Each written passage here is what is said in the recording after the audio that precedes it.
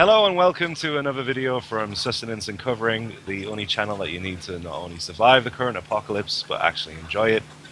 I am Usamos. I've already done one of these interviews with Sustenance and Covering, and today's video is going to be done in response to questions someone's asked specifically about Easter, and we're hoping to cover things like the New Moon Festival, paganism, or the pagan aspects of it, and going into what actually happened during Jesus' crucifixion and trial and resurrection. Yes. Hello. Well, I guess the first thing, I want to stick to the basics initially because Christianity is based on what? The Bible, right? Mm-hmm. So if we're going to talk about Easter, we need to talk about what the Bible says about Easter.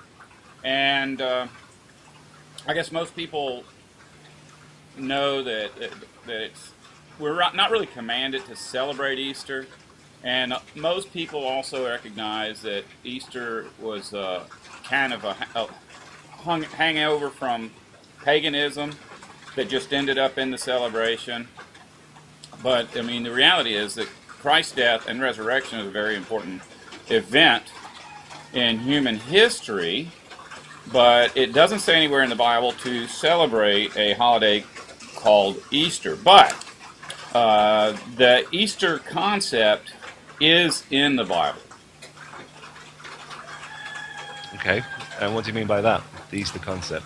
Well, okay, that's like just talking about the Easter egg. In the very first books of the Bible, in Genesis, Eve is brought to Adam, and he says, well, this is at last, bone of my bone and flesh of my flesh. I shall call her woman, because out of man she came. And later it says that she was called Eve because she was to become the mother of all on the earth. Well, the reality is that's not actually accurate. She wasn't called woman because out of man she came. That's an English translation. What it says is she was called Aishish because out of Aish she came. So, and that word Aish means male tribal leader, and Aishish means female tribal leader, but it also means man and woman. Free man, free woman. When it says that she was called Eve, what it actually says in ancient Hebrew is she was called Hebe, because out of her all living men came. That word is egg. Yeah. So it's Aishish egg, and Aishish is Easter. So most people believe that the Bible was written in Hebrew and Greek. So the Old Testament was Hebrew. By the time Jesus came along, the Greek Empire, Roman Empire was controlling that region of the earth. So everyone spoke Greek. But people that are in the know understand that there was also another language in there called Aramaic. But that isn't the end of it either, because these people were constantly coming into contact with others who spoke different languages, and so a lot of the words from those languages end up in the Bible, and they are not Hebrew or Greek or Aramaic. And it just as an example, and this is confusing for a lot of people, but people need to understand this concept. When we speak of Egypt, that's not what's recorded in the Bible. In the Bible, in the original language, Egypt is called Mitzrayim. Then later, when Jesus comes along and it's Greek, it's not called Mitzrayim anymore, it's Aegyptos.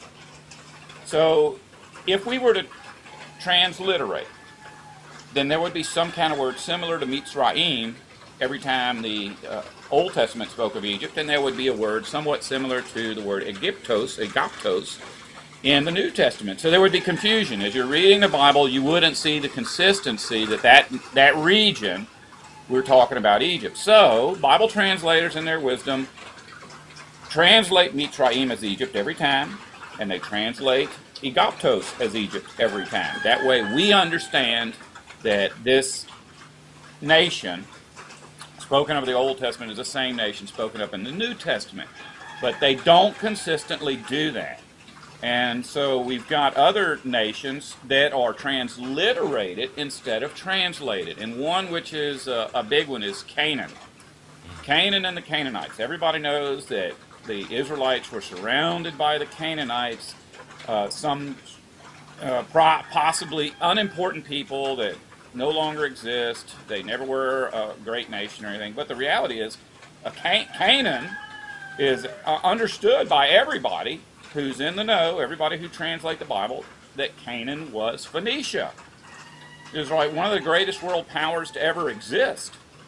The Phoenician Empire is basically the foundation for all the world's navies today. All ocean commerce basically began with Phoenicia. And so that's confusing.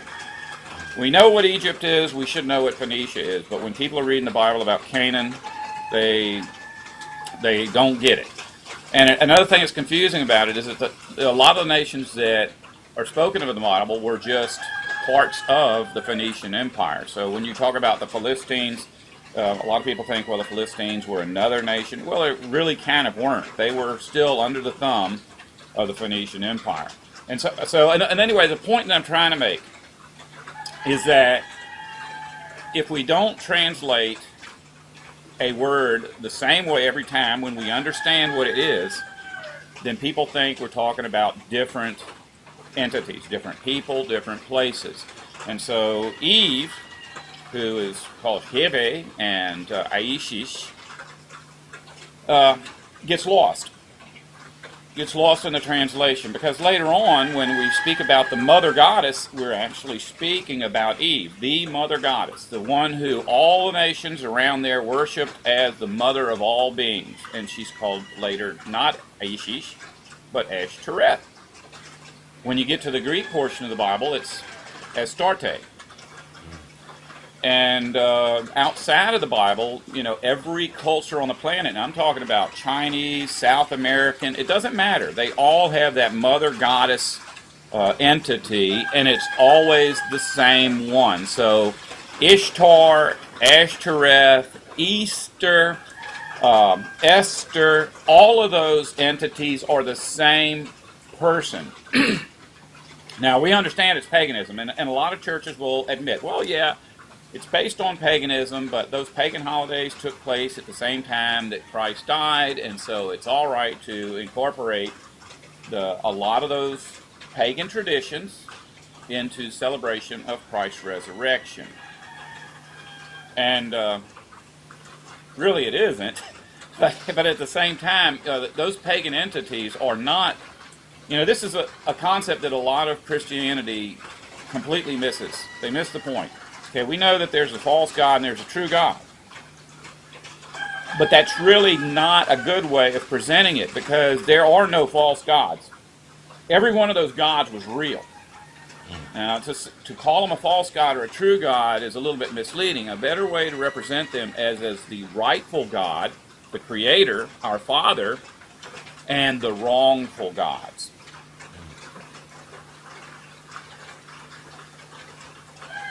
Those are some good points, man. I was waiting for you to jump in and ask me another question. Well, you know what, Dan, because there was something you were saying earlier on about Phoenicia and the Phoenician Empire, and it's basically where you get the idea of navies from, and they sailed in the water. And I didn't want to say this at the time because this is related to a conversation that we had or another video that we've made that's actually going to go out after this one. But I made that video, and then today was the day I was going to post it. And I just felt like, okay, the timing is right for the Easter video. I've been asked to talk about Easter. Well, it's pointless for me to go ahead and put them out in order and then put the Easter video out a week after Easter. So we're going to do things a little bit different. Well, anyway, the point is we talk about the tribe of Dan in this other video, which you'll be seeing soon. And the tribe of Dan were said to have been unique amongst the 12 tribes because they had a seafaring... They're more like seafarers, or they had a relationship with the sea. Yeah, and it's a lot of when we talk about all the different tribes of the nation of Israel, they all have their own little symbolisms, their own little unique personalities, and that was Dan's. But Dan also is the one that went outside of their territory. Yeah, and which is a big deal in the Bible because they were commanded not to do that. Yeah. So that's why I was holding my tongue. Yeah, okay. Well, we get back to this thing about Ashtoreth and all the different incarnations of the Mother Goddess. And you can go back to that original story in Genesis, And we get a little bit better idea of what was going on there by looking at other accounts in the Bible, because a lot of what happens in the Bible is reenactments or pre-enactments of historic events. So a very, very related story, which is played out over and over again, initially was played out by Abraham and Sarah. A lot of people understand Abraham and Sarah left their homeland to go into the promised land. They also understand that Sarah couldn't bear children initially, so she gave Hagar to Abraham as a slave girl. Well, this is also a little bit of a clunky translation that makes things seem different than what they actually are. This is a very major retelling of the story, because Abraham and Sarah were brother and sister. They were sent into the promised land to populate it. Now, why in the world would God choose a brother and sister to play this out? Well, because they represented another brother and sister, Adam and Eve. Yeah. In this story, Adam and Eve are told to obey natural law. That's all they're told. Eat food, drink water, get plenty of rest. Make sure nothing bad happens to the forest. Don't eat food that's not ready for you to eat or is not designed for you to eat. And that's not a covenant agreement. That is simply instinct. So it's not law like arbitrary man-made laws. It's a law, a natural law. So, don't jump off of a cliff. It doesn't enumerate every natural law given to Adam and Eve, but you just know that basic common sense rules built into humans would all fit into that category of natural law. But very early on, Eve is presented with an alternate offer. How in the world can you give somebody something better than natural law? But it was presented as better, because Satan approaches Eve and says, if you eat from these trees, you'll be like God. And God's higher up on the hierarchy. Do you want to just stay a mere human? If you eat this stuff that you're told not to eat, that you instinctively know not to eat, you'll learn something. You'll learn something that you wouldn't learn if you were to stick to natural law. And so she entered into this covenant agreement with Satan. Later on, it says that Satan returns with a whole bunch of his friends, fallen angels, and they enter into women and get them pregnant and produce hybrid offspring. Now, it's not specific that Eve was impregnated by Satan, but it does say that when they came, they took all who they wanted, which would probably be the majority, if not every single female that was on the earth at that time. We don't know exactly when this happened. But initially, they sealed the deal by eating a piece of fruit. So Eve ate this piece of fruit. She gave it to her husband. He ate this piece of fruit. Now they were all in this covenant agreement. But the agreement, the actual sealing of the deal, the consummation, was when those women became impregnated. That was the firm sealing of the deal that humanity would forever be in obedient to their new god, Satan. Yeah. In fact, that's what the whole Bible is about, is Jesus buying us back from Satan. Yeah. Ransom. So, that's right, it's a ransom. And people think, the churches teach that if you do bad things, you go to a bad place. If you do good things, you go to a good place. And the rules for what is good and what bad is basically arbitrary. It's just as arbitrary as eating that piece of fruit. It's a artificial law. It's not natural law. But the reality is that it says that Jesus paid the ransom for all mankind.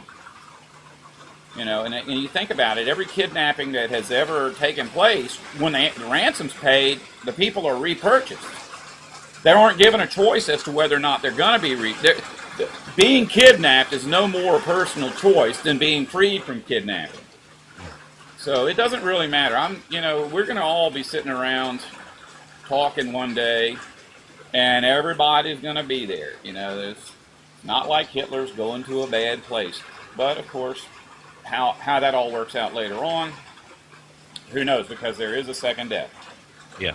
So those who are resurrected are not necessarily going to stay there forever. If they don't want to be there, God will give them a choice to opt out. Oh, but getting back to that, I'm sorry. It's all right. When the Israelites went into the Promised Land, they were given some very specific instructions.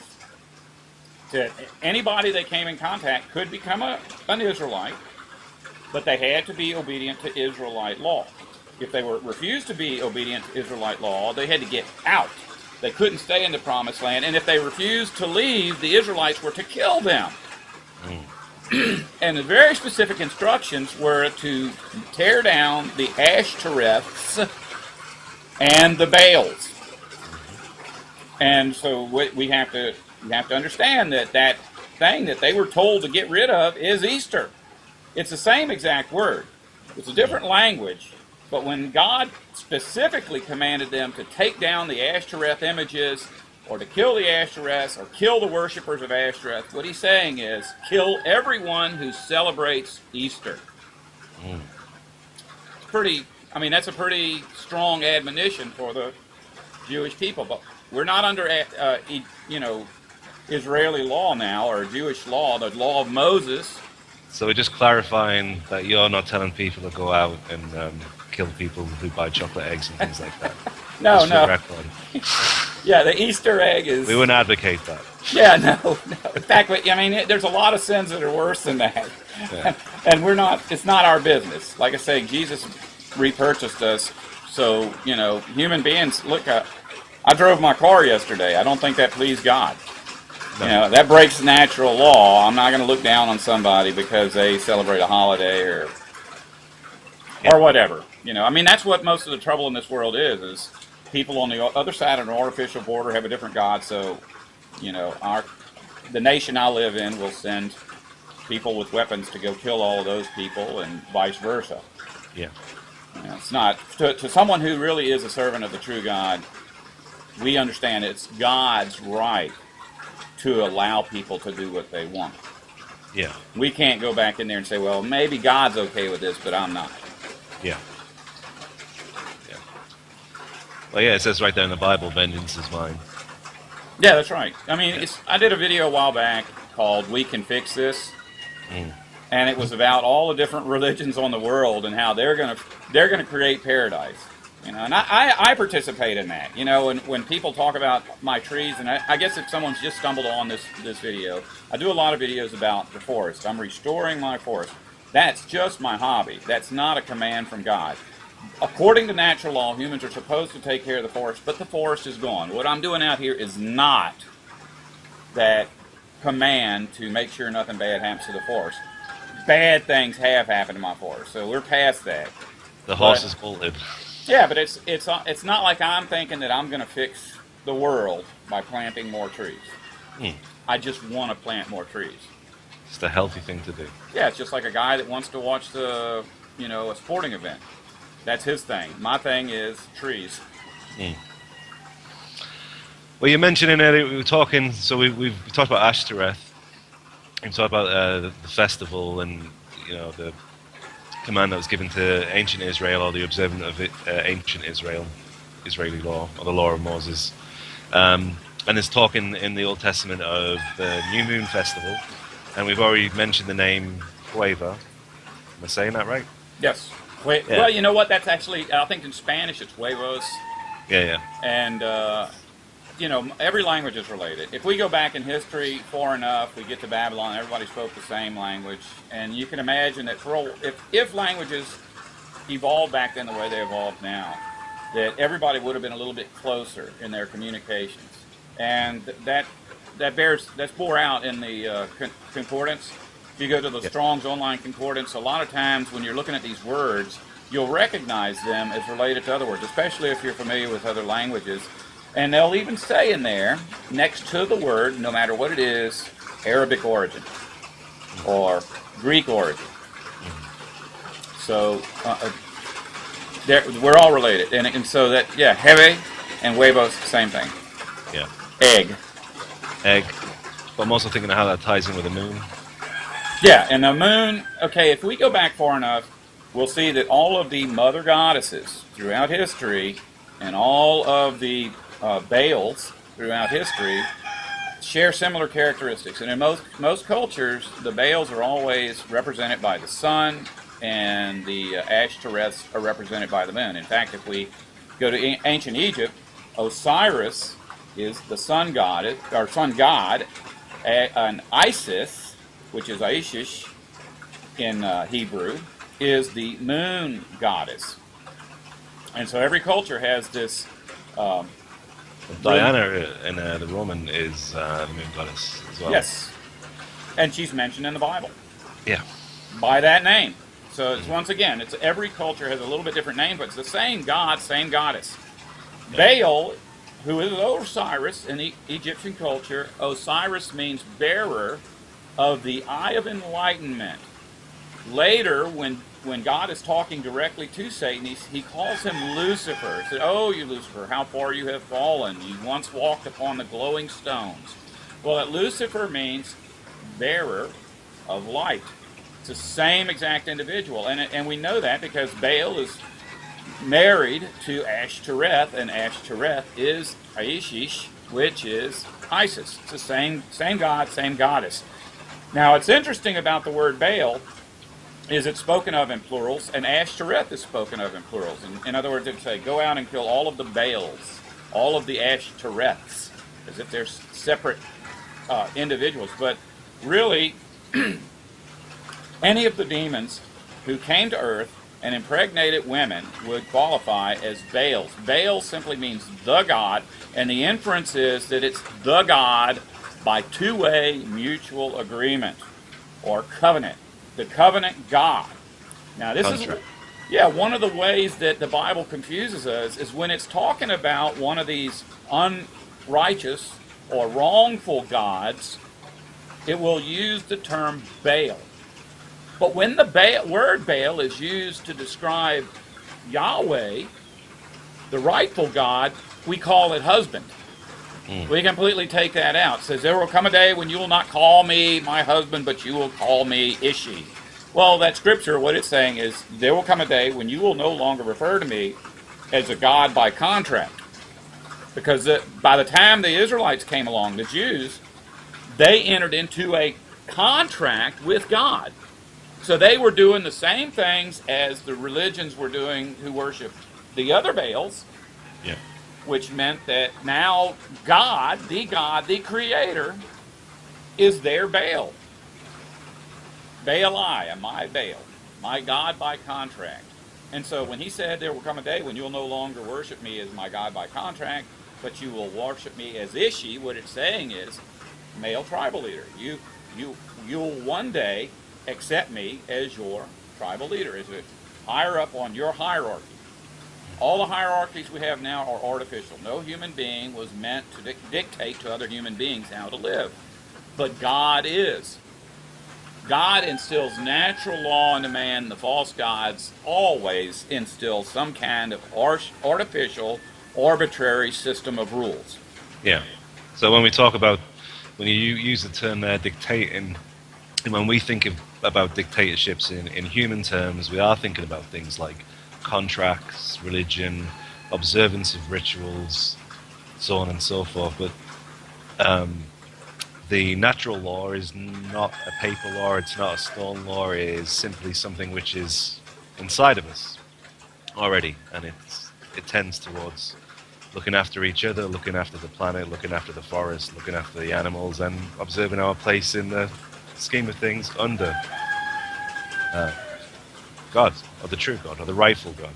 Yeah, I've always looked at people who worship the hierarchy, and I've thought, there's something wrong here. Why would they do that? I mean, even when I was in the military, I could not see an admiral or a general as higher up than me.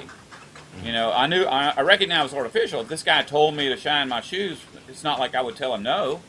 But at the same time, I recognize that his authority over me was by contract, and that one day that contract would run up. And after that, he's just another guy. So, but other people, even after they leave the military and the contract's over, they'll speak of high-ranking militarist as somehow above them. If you really stick to the letter of the law, once you become a civilian, you outrank generals. So it's an artificial concept that I never could understand. Other people somehow instinctively recognize it, and I think it's just a perversion of our natural inbuilt instincts. We know that God is above us, and we know that on this hierarchy that fish are below us. Yeah. But somehow we're able to make the jump as humans, humanity, to suddenly recognize a hierarchy that's has Unnatural? no. Yeah, unnatural, very bad. So anyway, the video's about Easter. So. Oh, so here we go. You said earlier we were going to talk about the new moons. Okay, there are actually two words in the Bible that are translated as new moon, and I'm talking about back in the Hebrew Scriptures. And I've listened to other religions explain why these two different words are translated as new moon, and their whole thing is that one is like a religious recognition of the new moon, but it's not that. It's that we had a new moon, which was actually an eclipse, which took place once a year. Lunar eclipse, new moon. So different. Then it says, God is changing times and seasons. And it said, many of the prophets said that God is changing times and seasons. And from then on, we no longer have that word for new moon. We have a different word as new moon. And once again, confusion, because both are translated as new moon. But after God changed times and seasons, which is also a mistranslation, God changed months and years. And so that has a completely different meaning than God changing times and seasons, because a lot of people think, oh, well, now we have new holidays. Different holidays now than we had before. That's not what it's about. It's about actually changing the way that the earth and the sun and the moon function. And so you don't have a new moon once a year. You have a new moon, which is part of the newly created lunar cycle, based on the fact that the earth and the moon and the sun are out of conjunction. When we have a lunar eclipse, that is called conjunction because two or more celestial objects do the same thing at the same time. In the ancient past, when we had a 360-day year with 12 equal 30-day months, what that meant is that the orbit of the moon and the orbit of the earth were always, can't think of the term that NASA uses, but it was such that as the earth was going around the sun, the angle of the earth was constantly changing, and when the equator fell directly beneath the sun, it would cause an eclipse on the moon, because the moon always circles the equator.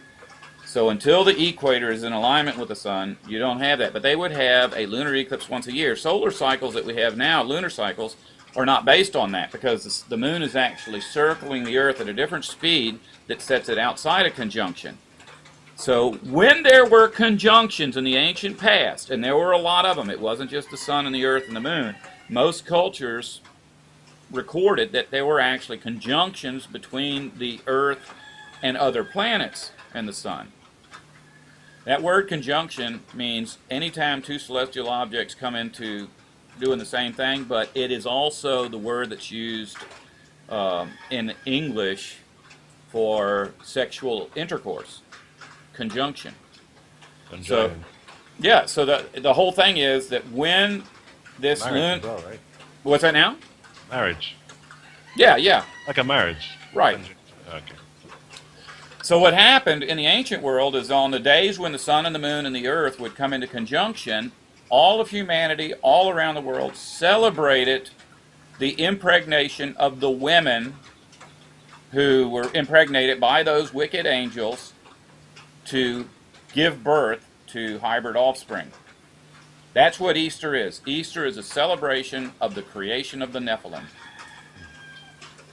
Nowadays, when we have Easter, or Passover, or the memorial of the Lord's death, which is celebrated by some religions, every religion has a different date. Now, if we celebrate a holiday like George Washington's birthday or Post Office Day or whatever, it's always going to fall on a calendar date, you know, March the 15th or something.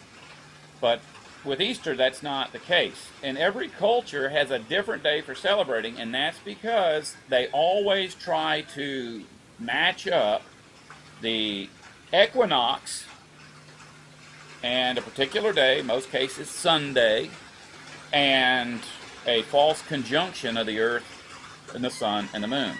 So they'll try to time it to when there's going to be a new moon according to our lunar cycles, when it's going to be Sunday, and when it's close to an equinox. And so everybody celebrates on a different day.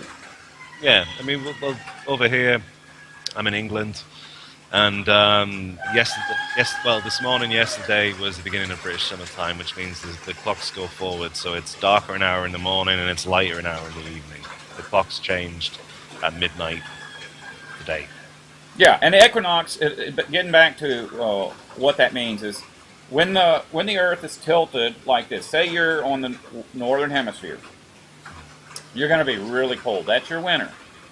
And that takes place around the first day of the first month, you know, according to our calendar. But our calendar doesn't match the Hebrew calendar. In the ancient past, when the Israelites came out of Egypt and went into the Promised Land, the first thing God did was to give them the Ten Commandments, which was natural law. And in there it says, thou shalt not commit adultery. Well, that commandment in English sounds like thou shalt not have sex without a license, or thou shalt not have sex with somebody else's licensed sex partner.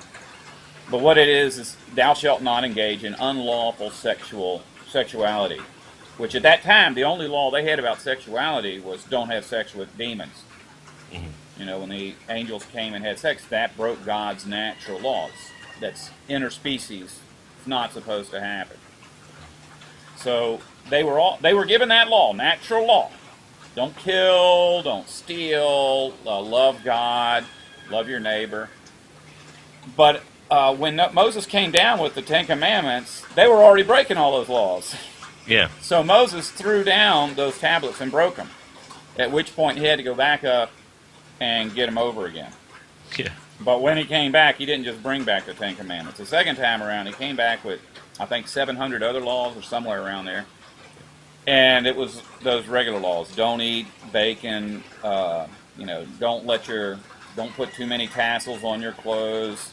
Things that are just basically similar to the nations that surrounded Israel. It was religious law. One of those laws was to celebrate the Feast of Trumpets. The Feast of Trumpets was that conjugation that all of the other nations celebrated, but just in acknowledgement of God. See, everybody around them, when they had that Feast of Trumpets, which according to the Hebrew calendar was the first day of the 7th month, they would have a lunar eclipse. And all they did was they blew a trumpet and they celebrated, while all the nations around them worshiped Ashtoreth. That was her day. But later, God went back after the people in the Promised Land failed to keep the law that they promised to keep. You know, first they promised to keep natural law. They didn't do that. So then he brought them religious law, because they said, well, we'll follow a religious law. Well, they didn't do that.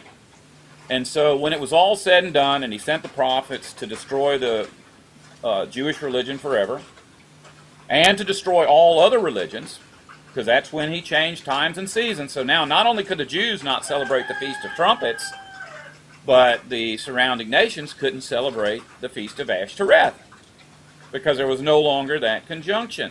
Well, they went ahead and did it anyway. They said, well, that's how we get the timing of Easter now. It's like you don't have this celebration every 360 days, you just have it whenever everything is as close to being the way they want it as possible. But God, after he told them he was changing times and seasons, and he was doing away with the Jewish religion forever, and the covenant was broken. Remember, a covenant is a two-way agreement. It can be broken by either part. If you and I make an agreement, you're going to come over here and cut my grass, and I'm going to give you $20. If you come cut my grass and I don't give you $20, and obviously the agreement's broken, you're not going to come back next week and cut my grass. Yep. And so that's the way the covenant between man and Satan worked, and it's the way that the covenant between man and God worked. You know, Satan promised that we would have knowledge like God. Well, that didn't happen. He broke the covenant. Yeah. So we're no longer bound to him, other than the fact that he still rules the earth until Jesus comes and gets rid of him. Yeah. So we were also told you shall not surely die. Yeah, there you go. And that was a really big one. Yeah, it's a whopper. Yeah, and in fact, we know that. See, the entire religion of Satan, as it existed before the flood, was actually a credible religion up until the day that Eve died. Probably when the first person died, it was a big deal. But Satan could say, well, you know, it's a religion, so it's based on punishment and reward. Like, well, yeah, well, sure, Enoch died, but you know, he was bad. He didn't go to work on time, or he didn't keep his hair cut, whatever their thing was. Paid taxes. Yeah, right. But here we had the mother goddess Eve herself die. Now, how do you explain that? You know, it's not like people didn't know who she was or didn't recognize that she wasn't there anymore, because she was the mother of everybody. So when Eve died, you know, there's no telling how many generations of people had come and gone, because she lived for, who knows? Adam lived close to 1,000 years, at least over 900. So when Eve died, it's like, it wasn't like the earth was filled with strangers. They're like, great, great, great, great, great, great, great grandma died. They knew. They knew at that point that Satan's religion didn't work. Yeah. Hebe. Mm-hmm. Aishish. Ishtar. Ashtoreth. Astarte. Esther. Easter. Diana. She was gone. Yeah. And in fact, prior to the flood, all images that, well, I don't even know that there are any images of her prior to the flood, but in Egypt, the images of Osiris and Horus, Eve or Isis, always kind of just looks like a woman. Yeah. She's wearing elaborate headgear, but that's it. But after that, she's always pictured with wings. Yes. And so it's like, okay, how do you explain the death of Eve? So the lie has to go on. That's what happens with all of us. When we lie, we have to eventually come up with other lies to cover that lie. So it's like, well, Grandma went to heaven, so we're going to put wings on her so everybody knows that Grandma's in heaven. Yeah. I mean, how much more of this do you want to cover before we talk about what Easter is said to be today? Like Let's do that now. Yeah, I mean, what's the real story of this ritual observance that the world's going through round about now? Yeah, everybody that celebrates Easter is celebrating the resurrection of Jesus. One of the most incredible events in human history. You know, it takes place at the same time, and there's a reason for that. I mean, that was Satan's special festival. If he's going to murder God's son, then certainly he would want to do it on his day.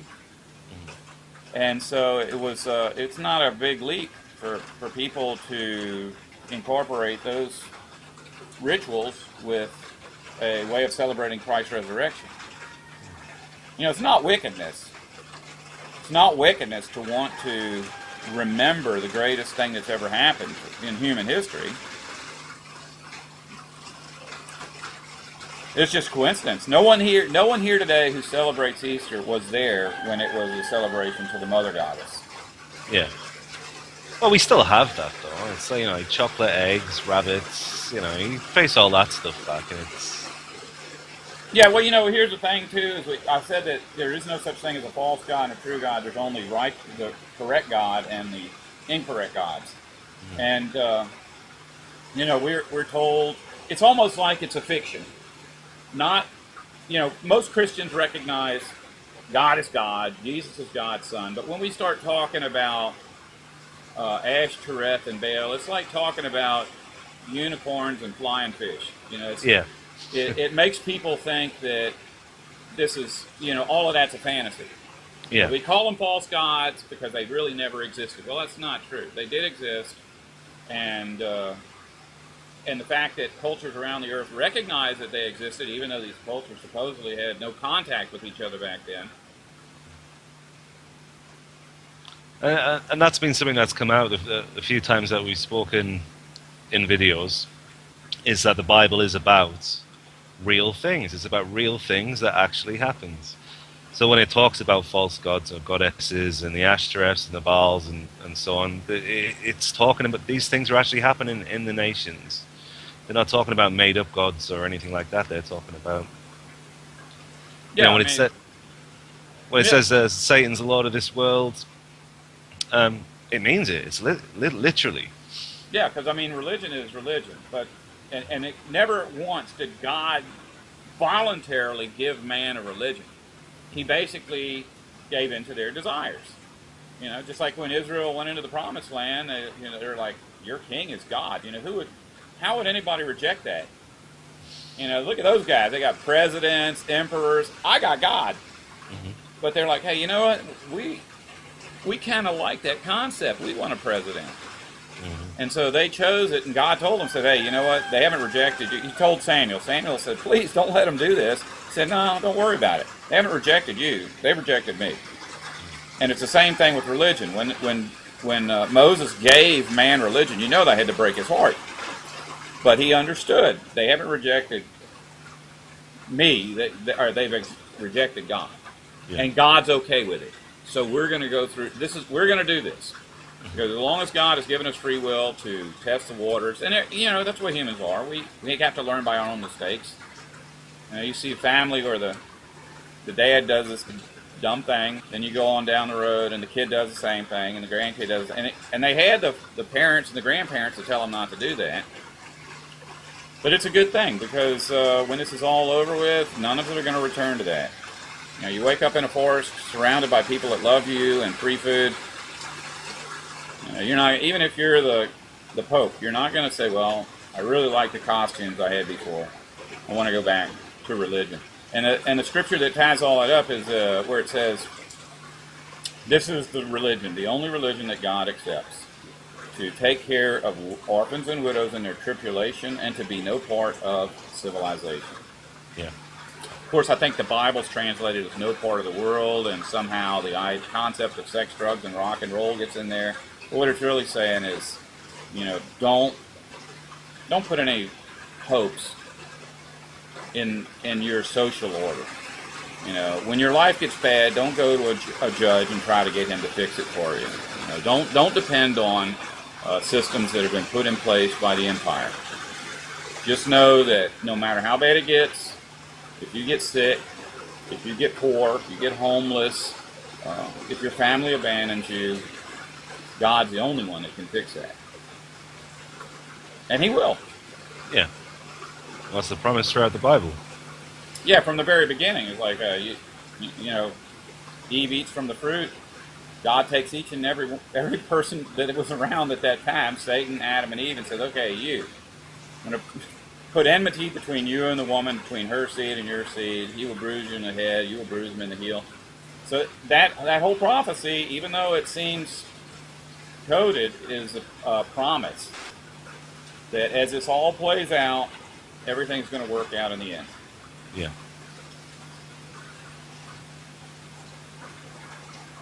Well, like I like that, and I don't know. Like, is there anything else that you think needs to be said?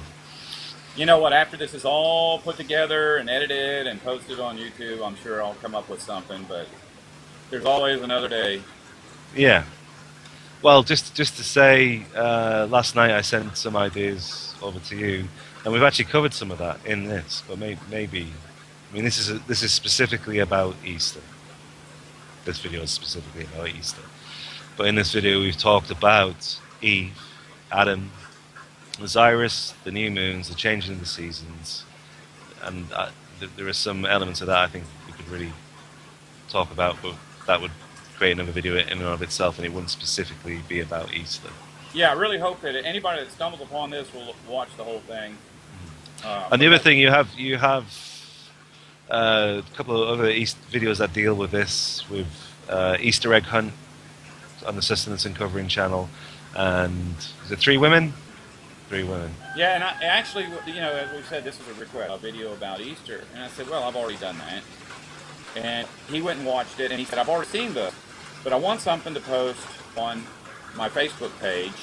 And those videos seem to be, you have to have a lot of background information. I'm hoping that everything I talked about today is basic enough that a person who's familiar with religion, familiar with the Bible, will see, what I'm proposing here. Yeah. And understand that, yeah, that makes sense. But I'll say this, if you don't watch the whole video, say you just watch the introduction and you skip ahead a little bit and you skip a little ahead, you're going to probably not get anything out of this. All of this ties in. I mean, I'm not making this up. Everything that is recorded in the Bible is about this struggle. And I say this all the time, it's the struggle between God and Satan, between God's kingdom and Satan's empire. It's about the war between civilization and creation. It's the war between the bad angels and the good angels. And shepherds and builders. Yeah, the war between the shepherds and the builders. The people that take care of living. The word shepherd in the Bible means people who wander the earth caring for living things. And all of God's friends in the earliest days were shepherds. Abraham, Isaac, Jacob, David, and all of God's enemies were builders. Cain.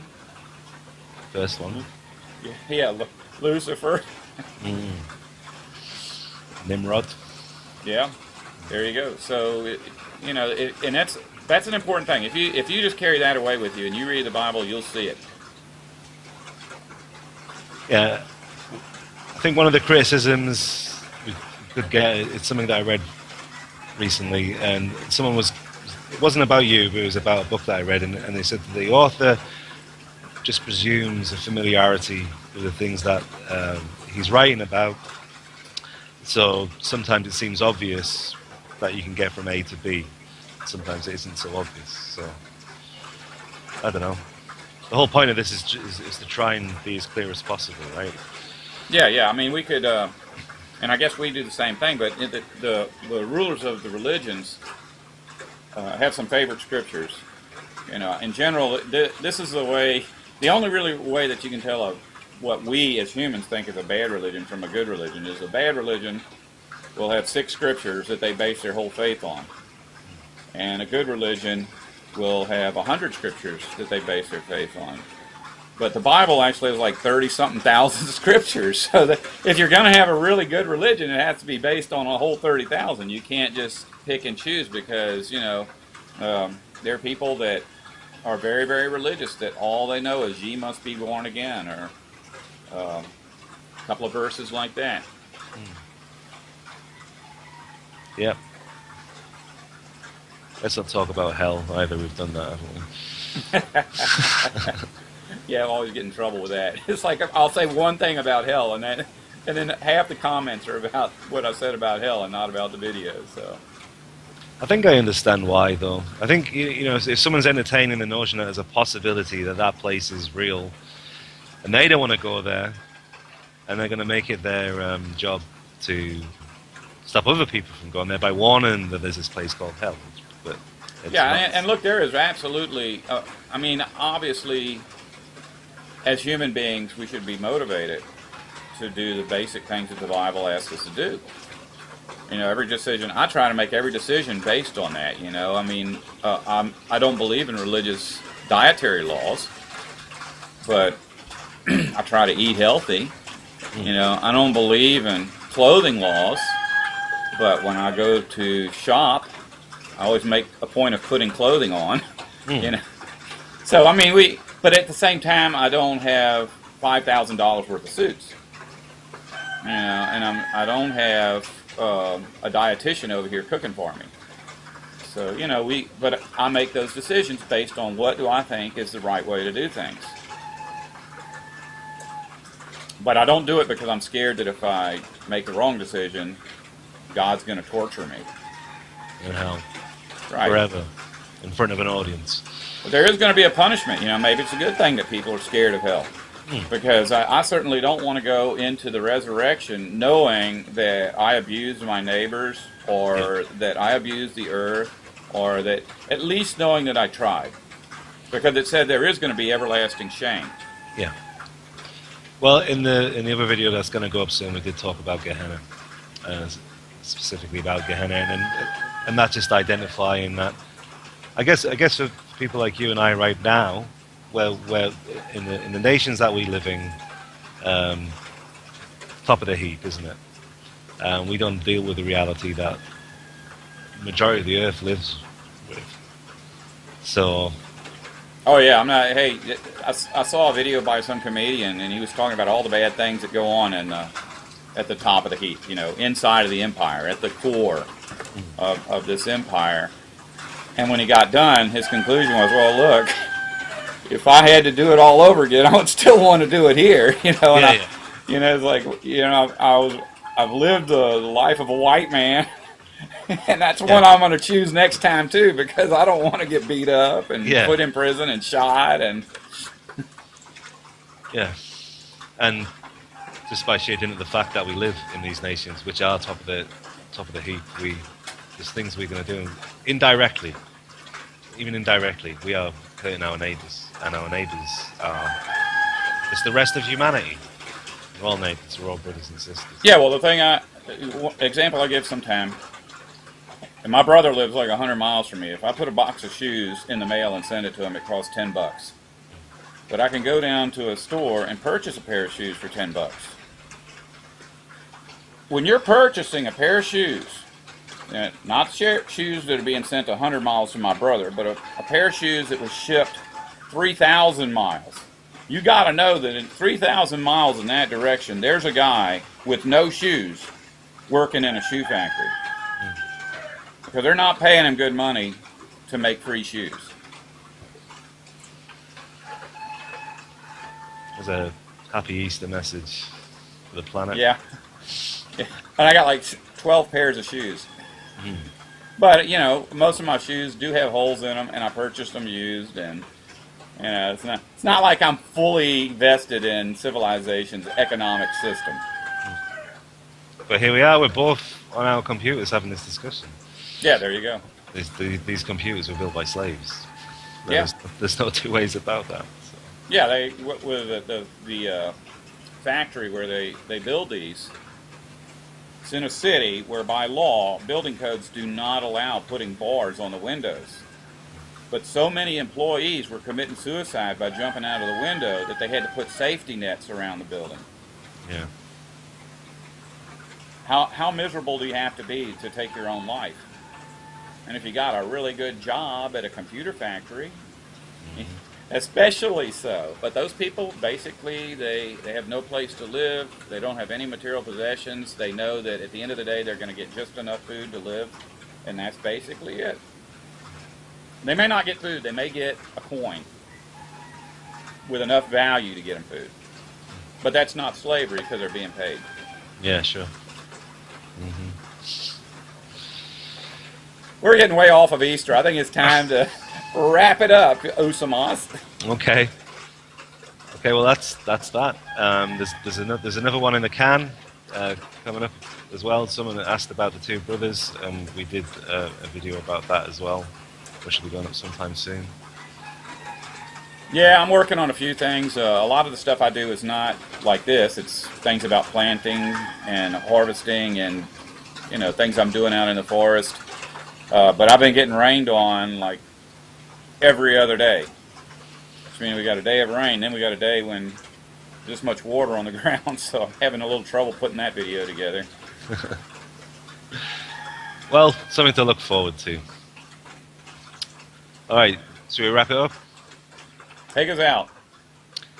If you don't want to survive, don't listen to us. Thank you. Woo! All right, let me turn off the thingamajig. I'm gonna go right now.